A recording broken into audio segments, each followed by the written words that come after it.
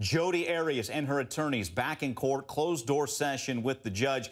And this is an evidentiary hearing and some big issues. Now, that means then that's looking ahead. If there is a new jury impaneled to retry the penalty phase, again, Jodi Arias, convicted murderer, brutally murdering Travis Alexander. She's going to get the death penalty or life behind bars. But that leads us to that if proposition here, because we found out yesterday that there's a settlement conference set up for October 24th, and you hear that word settlement, you wonder, is there some kind of plea in the works? But for the here and now, we're talking about the evidentiary hearing and dealing with issues now, whether or not potential jurors' Twitter accounts are going to be looked at, is there going to be a change of venue, sequester the juries, or you see Sherry Stevens again, she'll be listening to that. Is there going to be a limit on live media coverage as well? So let's unleash Anna Young, great attorney here, as we walk our way through this. And actually, do we have Jeff with us as well? All right. We've got the Justice Squad in full. Jeff Gold with us as well. Okay, Anna, I'll let you take first crack at this and some of these topics, and let's go down the line. I think number one is whether or not there's going to be a change of venue, which would cost a lot, Anna, right?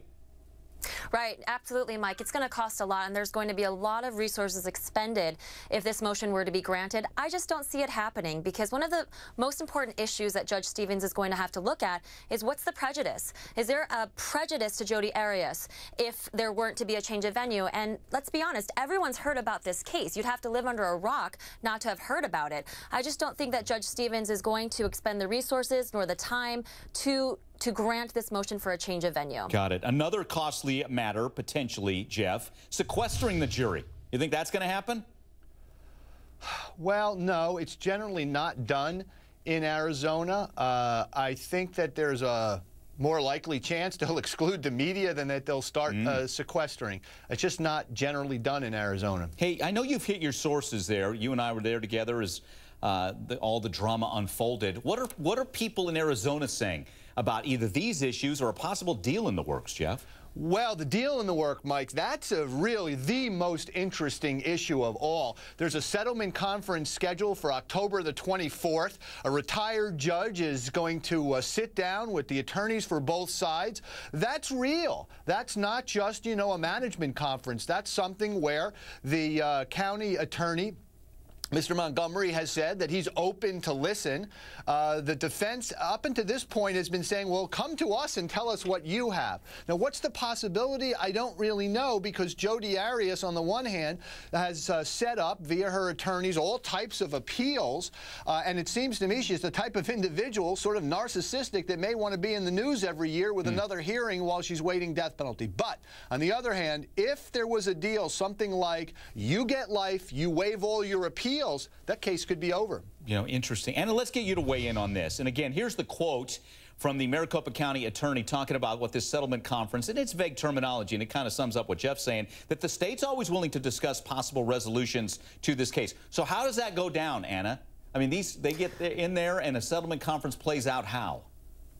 Right, Mike. I mean, I think that the prosecutor's really going to have to balance the difference between what the victims want, meaning Travis Alexander's family, and what would be the best resources expended for purposes of either settling or taking it to the death penalty and picking another jury. I mean, I really think that the prosecutor is going to have to take into consideration the resources. And Jeff raised a good point about whether Jodi Arias would waive her appellate rights for purposes of exchanging, you know, getting death off the table and having life. I don't personally see that happening, because the defense attorneys have put so many issues and they've preserved the record for purposes of appeal. I really don't see that happening, and I agree. I think Jodi Arias is somewhat narcissistic, and I think she wants to keep this in the media. She wants to make sure her name is still relevant. I just don't see a settlement happening. I don't know. That's just my inkling. That's my opinion. Well, we'll see what happens, though. You know, she likes her voice to be heard, and one of the last times we heard her speak was in her allocution. She's basically speaking to the jury, pleading for life. So let's listen to that, and then we'll talk about it coming out.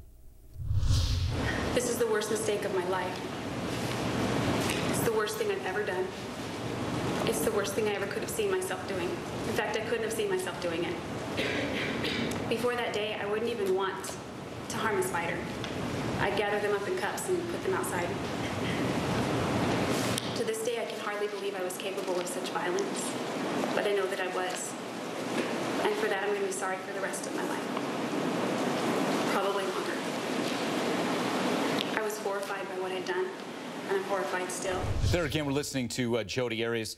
You know, Jeff, I agree with Anna. I can't see her. I think she thinks she can win some kind of an appeal down the road, and I don't think she's going to take that off the table. What do you think? Well, I do think that that's likely, that that's the idea, and that, 15 years from now, the Supreme Court of Arizona reverses it and gives her a new trial. That could happen, too. But, there is one thing that locals pointed out to me today, is that if she gets life in prison, she'll be where she is, in confinement for another couple years. But if she's good, the rest of the time will be spent in a medium security facility, kind of like where she's been in jail. And you know what? That could have some attraction to her. She could say, you know what?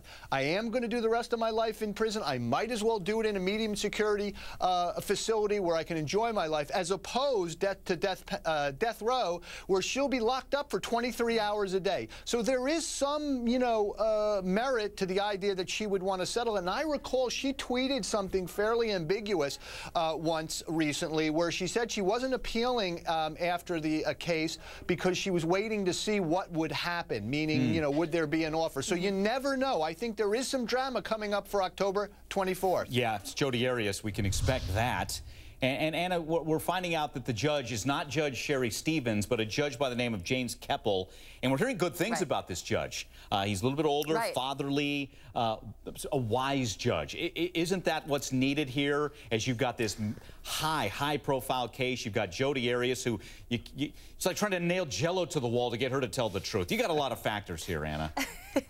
Right, absolutely. I completely agree with you on that. I mean, this judge is a retired judge, and that's what you want in terms of someone who can try to facilitate a settlement, someone who can kind of detract from the situation, because as you know, Judge Stevens was the judge for the actual trial, and this judge, he wasn't the judge for the trial. He's older, he's retired, he's going to look at everything, and he's really going to see if he can bring the two attorneys together, because that's the entire purpose of trying to reach a negotiated disposition and trying to reach settlement. I think that she has that in her favor if this case is going to settle. All right, our Justice Squad locked and loaded.